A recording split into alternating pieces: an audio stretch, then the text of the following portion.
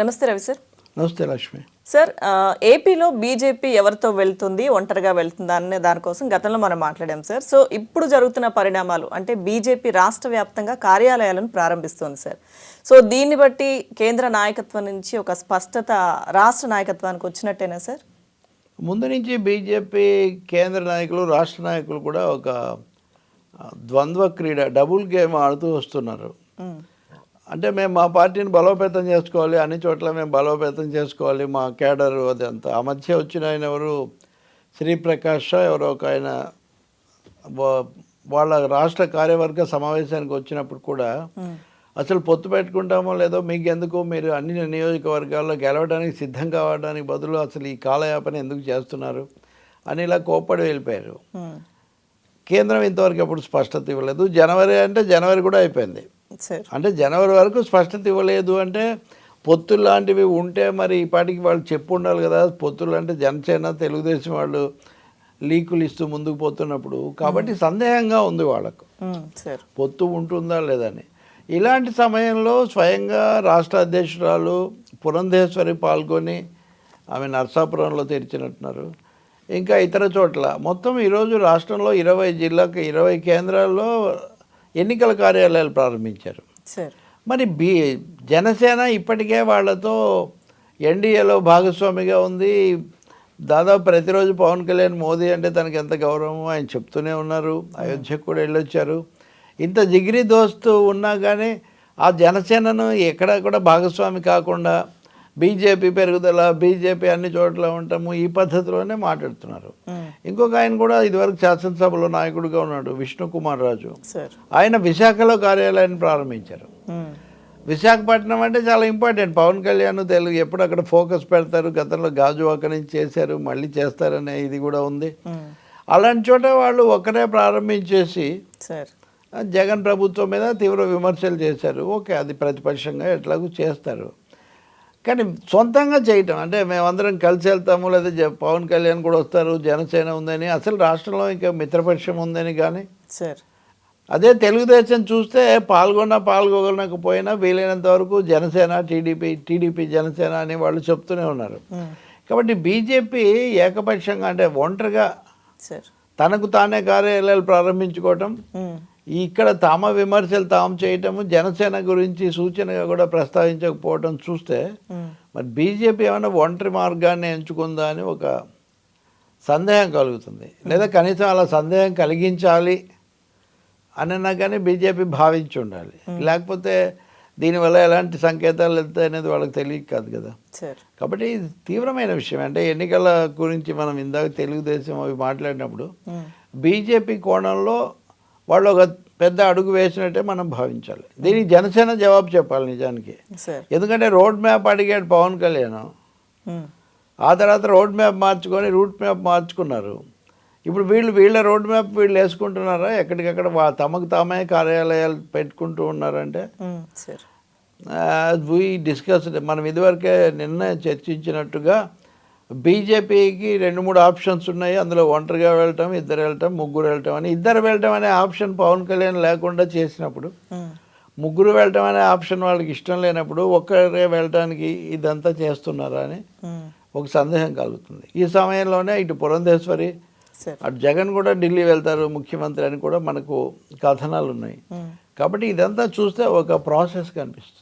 Sir, already ఎన్డీఏలో ఉన్న పవన్కి ఒకవేళ ఏపీలో ఈ ఎలక్షన్స్ వరకు పెద్దగా పట్టించుకోకపోతే అతనికి వచ్చిన ఇబ్బంది ఏం లేదా సార్? జనసేనకు వచ్చిన ఇబ్బంది ఒకటి, ఎన్డీఏలో నామకార్థ భాగస్వామ్య, లేకపోతే ఆయన భాగస్వామ్యానికి ఏం ప్రాధాన్యత లేదా? పవన్ కళ్యాణ్ కనీసం చెప్పడా?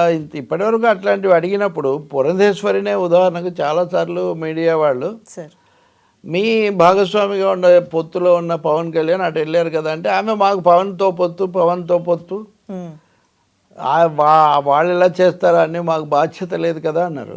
మరి మా పవన్తో పొత్తు అని ఇన్నిసార్లు చెప్పిన వాళ్ళు పొత్తులో ఉన్న పవన్ను, జనసేన పార్టీని ఇక్కడికి ఆహ్వానించాలి కదా, కనీసం ప్రస్తావించాలి కదా.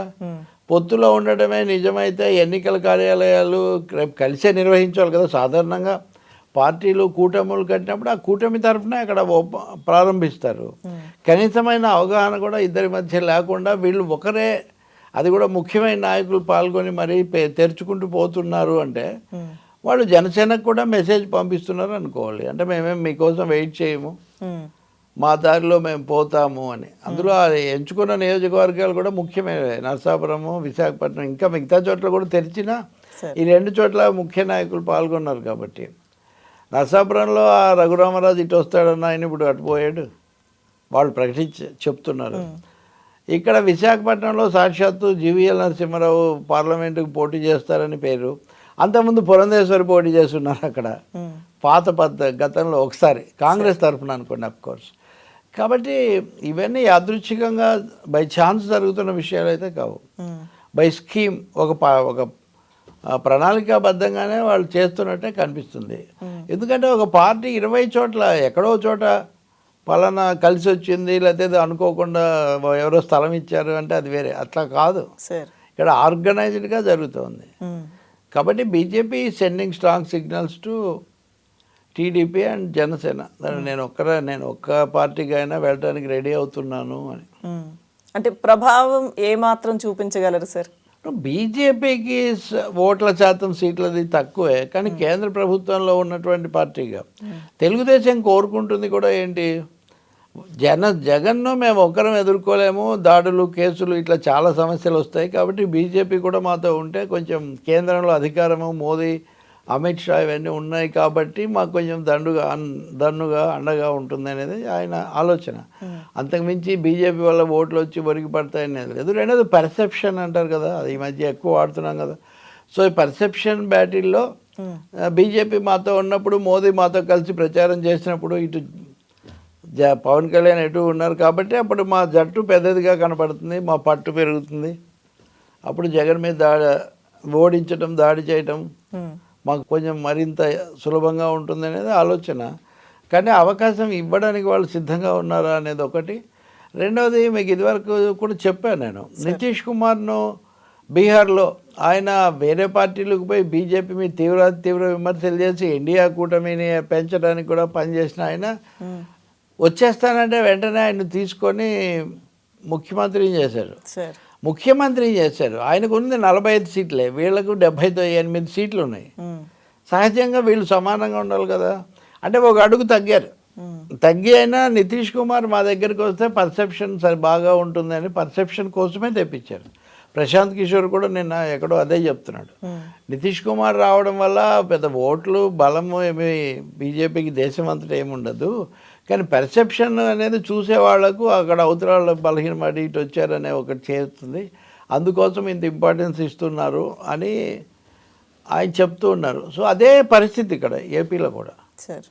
బీజేపీ కూడా కలిసి వచ్చిందంటే ఇంకోటి 2014లో ఈ ముగ్గురు కలిసి గెలిచారు కదా, కాబట్టి ముగ్గురు కలిస్తే 2014 రిపీట్ అవుతుంది అనే ఒక అభిప్రాయం కలిగించవచ్చు.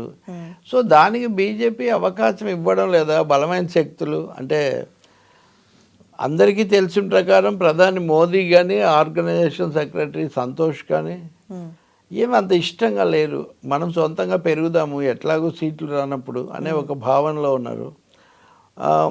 నడ్డా ఏదో పార్టీ అధ్యక్షుడిగా కలవటం, మాట్లాడటం కొంతవరకు చేస్తున్నారు. లేకపోతే ఈ పార్టీకి 1 సార్లు 2 సార్లు కలిసి ఉండేవాళ్ళు వీళ్ళు. లోకేష్ చాలా రోజులు ప్రయత్నిస్తే చంద్రబాబు జైల్లో ఉన్నప్పుడు ఒక్కసారి కలిశారు అంతే. కలిశాక మళ్ళీ హోంశాఖ నుంచి ఏమి ప్రతిస్పందన, ఆదేశాలు రాలేదు. జరిగింది ఏదో జరిగింది, ఈయన బయటకు వచ్చారు అంతవరకే. కాబట్టి ఓపెన్గా మేము టీడీపీతో ఉన్నాము అన్నట్టుగా కమిట్ కావడానికి కేంద్ర బీజేపీ సిద్ధం కావటం లేదు. They are keeping the cards close to the chest అంటారు, అది జరుగుతుంది ఇక్కడ. ఇంక ఇప్పుడు ఇది కూడా అయింది కాబట్టి ఇంక ఇప్పుడు తెలుగుదేశం కూడా జాగ్రత్త పడుతుందేమో, ఇంకా రారని నిర్ధారణకు వస్తుందేమో, లేకపోతే చూడాలి ఇంకా మనం. సార్ అయితే రాజధాని అంశం సార్, అమరావతి రాజధానికి కట్టుబడి ఉన్నామంటూ కూడా పురంధేశ్వరి గారు మాట్లాడుతున్నారు. ఈ అంశాన్ని వీళ్ళు బాగా తెర మీద తీసుకొచ్చే ప్రయత్నం చేస్తున్నారు కదా సార్ బీజేపీ వాళ్ళు. అంటే ఒకటేమో జగన్ ప్రభుత్వం మద్యపాన విధానం ఇట్లాంటి వాటి మీద మాట్లాడారు. రెండో దళితులు వాళ్ళ గురించి కూడా మాట్లాడారు. నిజానికి బీజేపీ రికార్డు ఏం బాగాలేదు. యూపీలోనే దళితులకు సంబంధించిన సమస్యలు చాలా ఉన్నాయి. ఈరోజే హైకోర్టు ఒక జడ్జిమెంట్ కూడా ఇచ్చింది. తూర్పుగోదావరి జిల్లాలో వరప్రసాద్ అనే ఆయన్ను ఇసుక మాఫియా వాళ్ళు ఇదేది శిరోముండనం చేయించారు, పోలీసులు కూడా సహకరించారు. దాని మీద విచారణ జరపండి అని హైకోర్టు చెప్పింది. అంటే వాళ్ళ కేసు రద్దు చేయాలి అని అడిగితే క్వాష్ పిటిషన్ను కొట్టేసింది. అలాంటివి ఎవరి మీద జరిగినా ఎక్కడ జరిగినా తప్పకుండా తెలుసుకోవాల్సిందే. కానీ బీజేపీ రికార్డ్ ఏమంత గొప్పగా లేదు. రెండో అంశం ఏమంటే రాజధాని ఎన్నికల్లో ఉపయోగపడుతుంది అని వాళ్ళు మాట్లాడడం తప్ప కట్టబడని రాజధానికి కట్టుబడి ఉండడం వల్ల ఉపయోగం ఉంది. మీరు కట్టుబడే ఉంటే నిజంగా అది కట్టబడే ఉండేది. మీరు ఒక 1500 కోట్లో 1000 కోట్లో ఇచ్చి ఏది ఢిల్లీని తెలదనే రాజధాని రావాలంటే ఎలా వస్తుంది? ఏదో కుండలోనే ఉండాలి, అబ్బాయి మటుకు దుక్కలాగా పెరగాలన్నట్టుగా ఉంటుంది. బీజేపీ డబ్బులు ఇవ్వలేదు కేంద్ర ప్రభుత్వం. అసలు ప్రారంభోత్సవానికి వచ్చినప్పుడే నీళ్లు మట్టి ముఖాంజలి వెళ్ళిపోయారు. సో బీజేపీకి ఆ విషయంలో విమర్శించే అవకాశం ఏం లేదు. అఫ్కోర్స్ చంద్రబాబు ఆలస్యం చేశాడు, జగన్ 3 రాజధానులని కేసులు వాటితో గడిపేశారు, అదంతా నిజమే. కానీ బీజేపీ అప్పుడు ఇప్పుడు కూడా సాయం ఏం చేయలేదు. వాళ్ళు చేయాలనుకుని ఉంటే విభజన చట్టంలో రాజధాని అంశం కేంద్రానికి కూడా అప్పగించబడింది. వాళ్ళు వెంటబడి ఎందుకు చేయరు, మేము ఇంత డబ్బు ఇస్తున్నాము, దీనికి ఎంత కావాలని అడుగుంటే ఎవరైనా ఎగిరి గంతేసి కట్టేవాళ్ళు. సో వాళ్ళ పని చేయలేదు, తమ బాధ్యత మరెవరి మీదో నెట్టడం కోసం. ఇప్పుడేదో వచ్చి అమరావతి యోధుల్లాగా వాళ్ళు మాట్లాడడం. నిజం చెప్పాలంటే ఆ మధ్య అమిత్ షా తిరుపతిలో తమ వాళ్ళని పిలిచి మాట్లాడే వరకు బీజేపీ అసలు అమరావతి అక్కడ జేఏసీలో కూడా వాళ్ళు లేరు, అసలు దాని జోలికి కూడా పోలేదు వాళ్ళు. కన్నా లక్ష్మణ్ అప్పుడు అధ్యక్షుడిగా ఉన్నప్పుడు కొంతవరకు అక్కడికి వెళ్తే కూడా వీళ్ళు కొంచెం నిరుత్సాహపరచడం కూడా మనం చూసాం. సో అమరావతి గురించి మాట్లాడడం అనేది ఊరికే తమ బాధ్యత, తమ మీద పడే ఆరోపణ నుంచి తప్పించుకోవడానికి తప్ప ఎవరు కన్విన్స్ కారు. అమరావతిలో ఉన్న వాళ్ళకి బాగా తెలుసు కేంద్రం అసలు ఏమీ సహకరించలేదు అని. దాని మీద వాళ్ళకి ఏం మైలేజ్ వచ్చే ఛాన్స్ ఏం లేదు. అసలు ఈ రాజకీయ గందరగోళం ఇటు వీళ్లకు అటు వాళ్ళకు కూడా కొంచెం దెబ్బతీస్తుంది. అంటే ఇప్పటికీ స్పష్టత ఇవ్వకుండా దాగుడు మూతలు ఆడుతున్నారు కాబట్టి ఈ దాగుడు మూతలకు ఫలితం వాళ్ళే భరించాల్సి వస్తుంది. సార్ అభ్యర్థుల విషయంలో కూడా అంతా ఉన్నట్టేనా సార్? ఒకవేళ అనుకుంటున్నట్లుగా అంటే మీరు అన్నట్టుగా ఒక స్పష్టత అయితే ఇవ్వలేదు, జరుగుతున్న పరిణామాలు మాత్రం అలాగే ఉన్నాయి. అభ్యర్థులు ఈ 175 స్థానాల్లో పోటీ చేయడానికి 25 పార్లమెంట్ స్థానాలు 175 చేస్తారంటే బీజేపీ మీరు గుర్తుపెట్టుకోవాలి, 10 ఏళ్ల నుంచి పాలిస్తున్నారు. కానీ ఈ పాలిస్తున్న సమయంలో కూడా దేశంలో డిపాజిట్లు కోల్పోవడంలో బీజేపీ చాలా అగ్రస్థానంలో ఉంటుంది. తెలంగాణలో వాళ్లకు 110-108 చోట్ల డిపాజిట్లు పోయాయి గత ఎన్నికల్లో. ఈసారి ఇంకో 20 చోట్ల డిపాజిట్లు వచ్చాయి. మిగతా చోట్ల ఇప్పుడు కూడా పోయాయి. 45 వచ్చినట్టు డిపాజిట్లు, సగం రాలేదు. అందుకని బీజేపీ సంస్థాగతంగా సంఘ పరివారు వాళ్ళకున్న దీని రీత్యా జయాపజయాలతో నిమిత్తం లేకుండా నిలబడే వాళ్ళు ఉంటారు. అయితే ఆ ఏపీలో ఎట్లా ఉంది పరిస్థితి అన్నది ఇంకా వాళ్ళు కనుక కాంగ్రెస్ లాగా వాళ్ళు ఇంకోటి కూడా చెప్పారు, మేమేమో దరఖాస్తులు స్వీకరించాం అని కూడా మన కిషన్ రెడ్డి ఎవరో చెప్తున్నారు. మేము ఎవరి దగ్గర నుంచి దరఖాస్తులు తీసుకోమని. తీసుకుంటే మటు ఎవరు వచ్చారు ఎన్నికలప్పుడు? డికే అరుణలు ఎవరు పోటీ చేయలేదు కదా తెలంగాణలో. కాబట్టి ఇక్కడ ఇంకో చిన్న పాయింట్ చెప్పి నేను కంక్లూడ్ చేస్తా. చిరంజీవికి రాజ్యసభ ఇచ్చి తీసుకొస్తారు బీజేపీలోకి అని ఒక ప్రచారం జరిగింది కదా.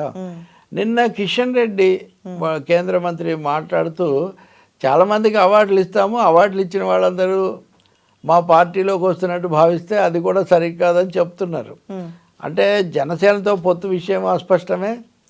చిరంజీవి వస్తాడని ఒక మొదలైనటువంటి ప్రచారాన్ని కూడా దాదాపు దాన్ని మొగ్గలోనే తుంచేసే విధంగా కిషన్ రెడ్డి మాట్లాడుతున్నారు. సో బీజేపీ పరిమితంగా తమకు వచ్చే ఓట్లు ఏవో అంతవరకు తెచ్చుకోగలుగుతుంది. గోదావరి జిల్లాలో గతంలో వాళ్ళు పార్లమెంట్ సీట్లు 1 అలా తెచ్చుకున్నారు. అక్కడ వాళ్ళు ప్రత్యేకంగా ఫోకస్ కూడా పెట్టొచ్చు. అక్కడే కృష్ణరాజు గారి భార్యను ఆమెను శ్యామలాదేవి నిలబెడతారనేది తెలుసు. కానీ ఏ పార్టీ తరఫున ఆమె నిలబెడతారన్నది ఇప్పటికీ అస్పష్టంగా ఉంది.